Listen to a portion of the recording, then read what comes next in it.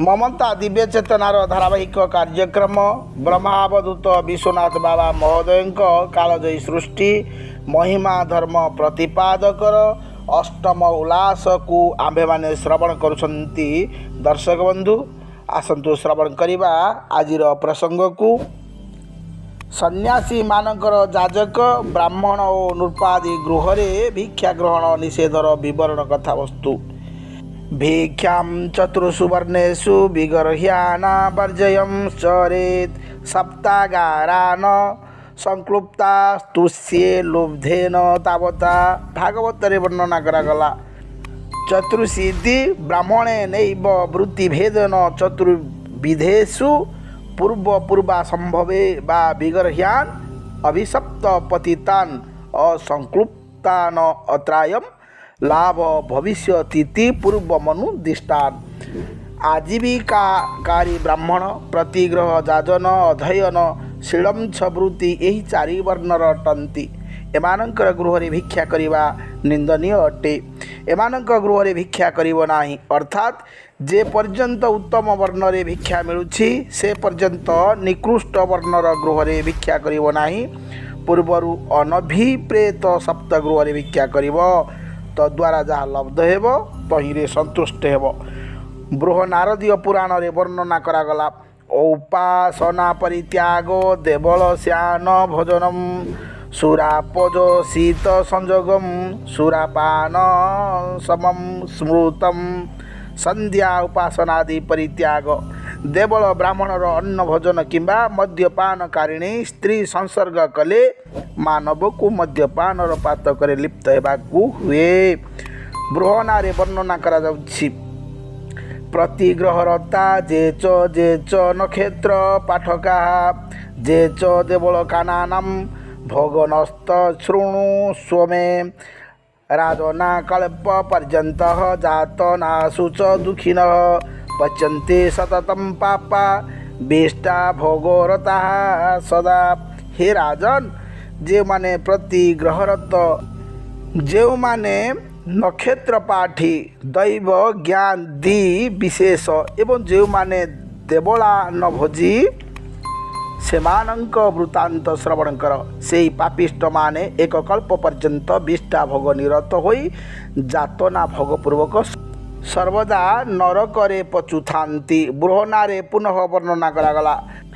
आह्वाय का देवल का ग्राम नक्षत्र जाजका तो एते ब्रह्म चंडाला महापातक पंचमाहा। आह्वायक ग्राम जाजी नक्षत्र जाजी ओ देवल ब्राह्मण यही ब्रह्म चंडाल माने पंच महापातकी। सीता तप शब्द कल्प द्रुमरे वर्णना करा जाइछि। असिजीवी मसिजीवी देवल ग्राम जाजका पाचका धीवराश्चैव षडेते शूद्रवत द्विजा। असिजीवी कहले दूत, मत्स्यजीवी कहले चाकिरिया, देवल कहले देउलिया पंडा, ग्राम जाजक पाचक कहले रांधुनिया और मत्स्यजीवी यही 6 प्रकार ब्राह्मण शूद्र तुल्य अटंती। पुनश्च महर्षि वशिष्ठ देव कही अछंती आध्यात्म रामायण अयोध्या कांडरे। पौरहित्यमहम जाने विगर्हाम दुष्य जीवनम। आंभे जाणु पौरहित्य कार्य निंदनीय एवं जीविका निर्वाहर असत उपाय। कलिजुगर ब्राह्मण मानक विवरण आगमरे भविष्यत वाक्य रूपरे कथित अछि। विप्राः शूद्र समाचाराः संध्या बंधन वर्जिताः अजाज्य जाजकाः लुब्धा दुर्वृत्ताः पापकारिणः असत्यभाषिण मूर्खा दाम्भिका दुष्प्रपंचकाः कन्या विक्रयिणो भ्रात्यास्तपोव्रत परामुखाः लोक प्रतारणार्थाय जप पूजा परायणाः पाषण्डाः पंडित मन्याः श्रद्धा भक्तिर्विवर्जिताः कदाहाराः कदाचारा धृतकाः शूद्र सेवकाः शूद्रान भजिनः क्रूरा वृषलिरति कामुकाः दास्यन्ति धनलोभेन स्वदा राने नीच जातिषु ब्राह्मण्य चिन्ह मेतावत केवलं सूत्रधारणं नैव पानादि नियमो भक्ष्याभक्ष्य विवेचनम धर्मशास्त्रे सदा निंदा साधुद्रोहो निरंतरम सत्कथालापमात्रंच न तेषां मनसि क्वचित। महानिर्वाण तंत्र रे वर्णना होइछि। कलिजुगर ब्राह्मण माने शूद्रंक परि आचार संपन्न, संध्या वंदना वर्जित, अजाज्य जाजी, लोभी, दुष्टाचारी और पापकारी हेबे। यही ब्राह्मण माने असत्यभाषी, मूर्ख, दाम्भिक, अतिशय प्रवंचक, कन्या विक्रयी, द्रात्य और तप व्रत परामुख हेबे। कलिर पाषांड, पंडितमान्य और श्रद्धा भक्ति विवर्जित ब्राह्मण माने केवल लोक मानक प्रतारित करने निमित्त ही जप पूजार अनुष्ठान करिवे। एमाने कदर्य आहार करिवे और कदर्य आचार व्यवहार रत हेबे। यही सबू ब्राह्मण क्रूर, अन्यर गलग्रह, शूद्र सेवक, शूद्रान्नभोजी एवं सर्वदा शूद्र पत्नी गमन रे लोलुप रहिबे। एमाने अर्थ लोभरे नीच जातीय लोकंकु निज धर्म पत्नी प्रदान करने को कुंठित हेबे नाही। एमानकर ब्राह्मण जातिर चिन्ह स्वरूप केवल गल देशर संस्कृत वा असंस्कृत सूत्रमान रहिथिबो। एमानकर भक्ष्याभक्ष्य विचार बा पानादिर नियम किछि रहिबो नाही। एमाने सर्वदा धर्मशास्त्र निंदा और निरंतर साधुमानकर अनिष्टाचरण करिवे। किंतु एमानकर अंतःकरण रे धर्मानुगत सत्य कथार आलोचना मध्य रहिबो नाही। एही रूपे ब्राह्मण मानक विषय शास्त्रादि रे आलोचित होइअछि। अधुना अनेक ब्राह्मणकर संध्या उपासना, नित्य नैमित्य कर्मोपासना, देवोपासना, योजन जाजन प्रभृति षट्कर्मादि रे रहिथिबा देखा जाए। एमानकु उत्तम जातीय ब्राह्मण बोली कहिबाकु हेबो, किंतु ब्रह्म कर्म संपादन पूर्वक ब्रह्मोपासक ब्राह्मण सर्वश्रेष्ठ अटंती। ब्राह्मण माने देवता संकल्प द्रव्य और श्राद्ध द्रव्य ग्रहण करिबा हेतु उक्त द्रव्य परम ब्रह्म को अर्पण करिबा अनुचित। एथि निमित्त ब्रह्मोपासक माने ताहा ग्रहण करंती नाही। पद्म पुराण रे वर्णना कराइछि। न विषम विषमित्या हुर्ब्रह्म स्वं विषम उच्यते, देव स्वंचापि यत्नेन सदा परिहरे ततः। विष को विष बोला जाए नहीं, ब्रह्मस्व और देवस्व द्रव्य को विष बोला जाए, अतएव ताहा सर्वथा परित्याज्य। पद्म पुराण रे आहुरी वर्णना करागला। देवस्वं ब्राह्मण द्रव्यम परस्वंच चतुर्मुख पश्यन्ति विषवदजे च विज्ञेयास्ते च वैष्णवा। हे चतुरानन, जो माने परस्व देवस्व और ब्राह्मण द्रव्य को विषवत अवलोकन करती से माने ही वैष्णव रूपे ज्ञेय। पुनश्च कलिजुग गीतारे वर्णना करागला। राजस्व ब्रह्मस्व देवस्व एतिनी काल कूट विषसम, एहाकू खाइन के पार करिव धरी नेब काल जम। पुनश्च संकल्प द्रव्य ग्रहण न करी भिक्षा द्वारा जो ब्राह्मण माने काल यापन करती सेमानंकु भिक्षुक ब्राह्मण बोला जाए। सेमानंक गृह रे मध्य जतिर भिक्षा ग्रहण करिबा विहित नुहे। विष्णु संहिता रे वर्णना करागला। न भिक्षुकम भिक्षेत, जति भिक्षुकर निकटरू भिक्षा करिवे नाही। मनु कहिछन्ति एते द्विदन्तो विद्वांसो ब्राह्मणा ब्रह्मवादिनः नराज्ञ प्रतिगृह्णन्ति प्रत्य श्रेयो भिकायं क्षीणः। एहाकू जानुथिबा ब्रह्मवादी विद्वान ब्राह्मण जो माने परकाल रहित कामना करती ओ नरक व्यापार अवगत थांती से माने केबे राजांक निकटकू प्रतिग्रह करती नाही। महाभारत रे वर्णना करागला। जो राज्ञ प्रतिगृह्णान्ति ब्राह्मण लोभमोहित तमस्रादिषु घरेषु नरकेषु स पच्यते।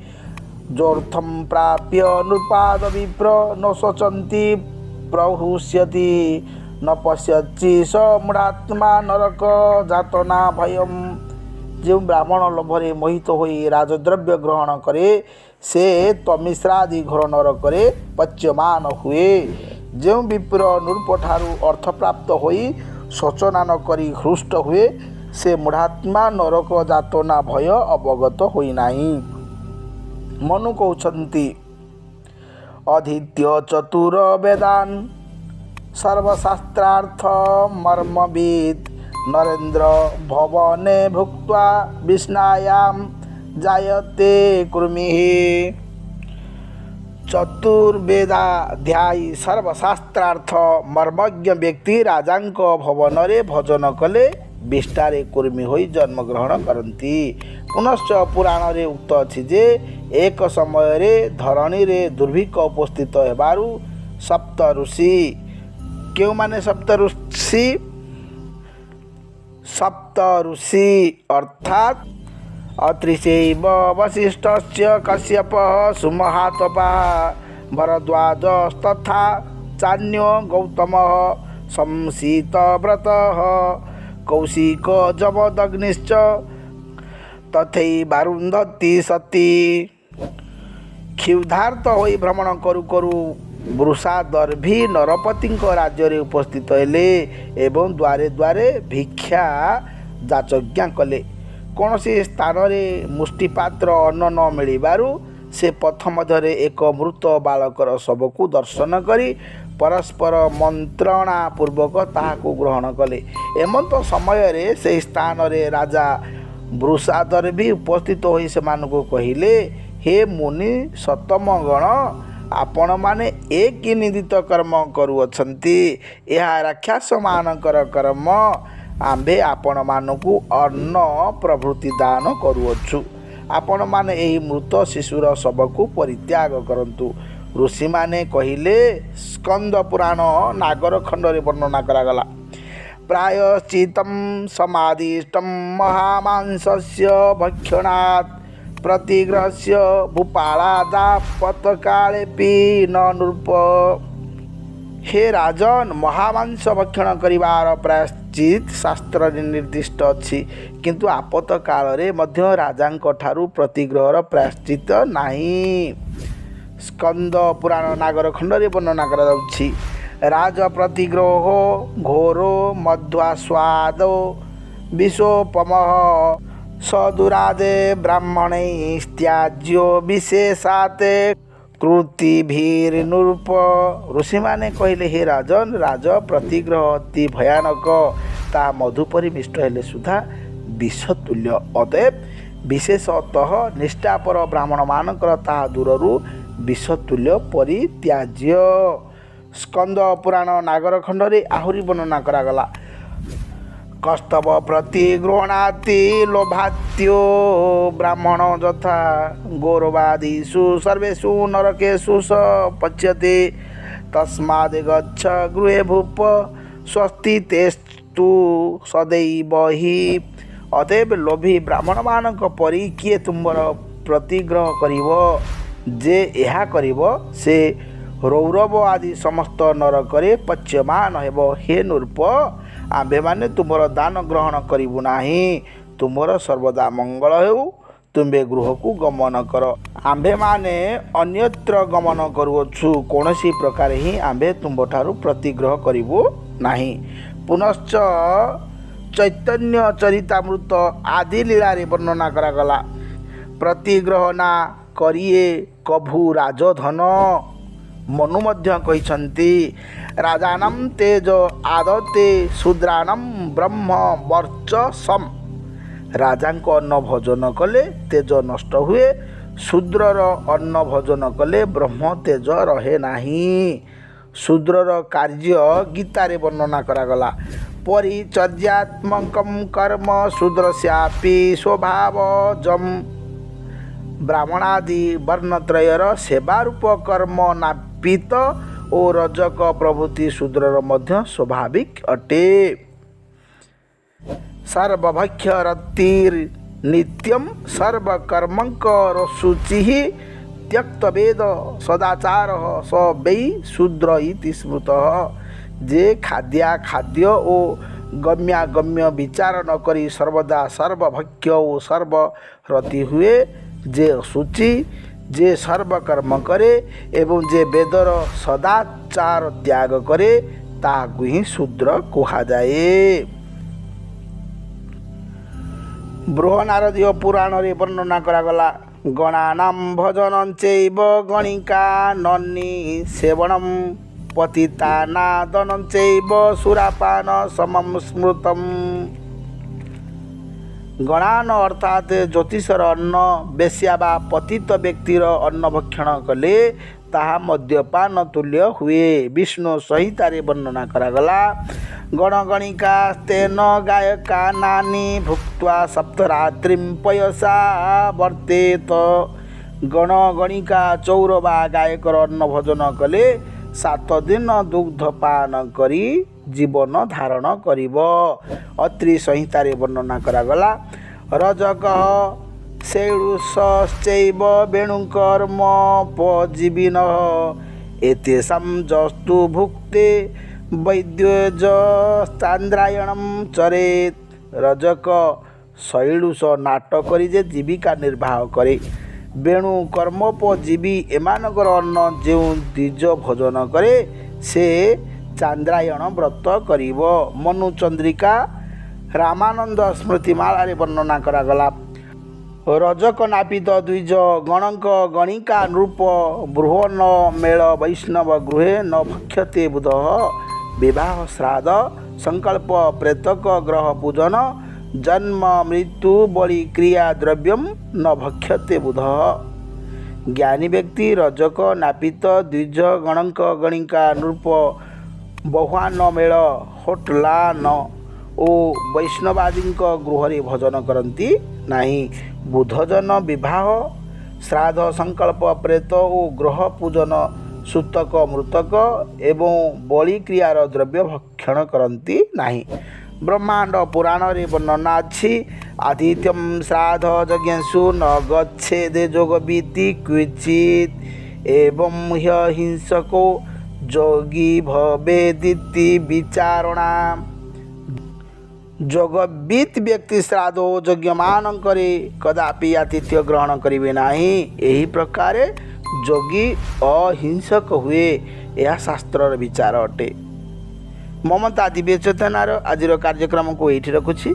आशा करुछि आज कार्यक्रम आपण मानकु शिक्षणीय होइथिबो एवं पुनः कहि रखिबी एही महिमा धर्म प्रतिपादक ग्रंथ रे जहाँ उल्लेख अछि ता ही मु वर्णना करिछि। एठी केवल महिमा धर्म प्रतिपादकर कथावस्तु को आपण मानक सम्मुख रे उपस्थापना करिवार निमित्त मात्र प्रयास रहुछि। धन्यवाद। अलेख महिमा शरण परम ब्रह्म आपण मानकर मंगल करंतु।